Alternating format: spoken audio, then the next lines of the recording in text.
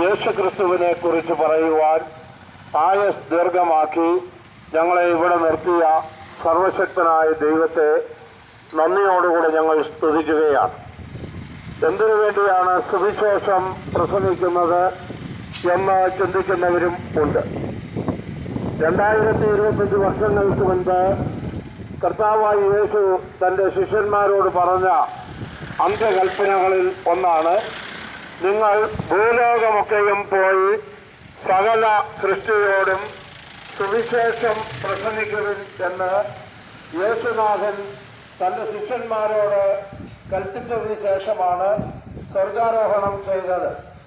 അന്നു മുതൽ ഇന്നുവരെയും കർത്താവായ യേശുവിലൂടെയുള്ള ഈ ആത്മരക്ഷയെക്കുറിച്ച് ലോകത്തിൻ്റെ വിവിധ ഭാഗങ്ങളിൽ വ്യത്യസ്തങ്ങളായ ഭാഷകളിൽ ഓരോ സെക്കൻഡിലും വിളിച്ചറിയിച്ചു വരികയാണ്.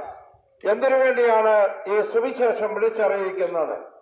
നമുക്കറിയാം, ബഹുമാനപ്പെട്ട നമ്മുടെ മുൻ മുഖ്യമന്ത്രിയും അതുപോലെ പ്രതിപക്ഷ നേതാവും ഒക്കെ ആയിരുന്ന, ഒരുപക്ഷെ കേരള രാഷ്ട്രീയത്തിൽ ഏവരും ഒരുപോലെ അംഗീകരിക്കുന്ന വ്യക്തിത്വത്തിനുടമയായ പ്രിയപ്പെട്ട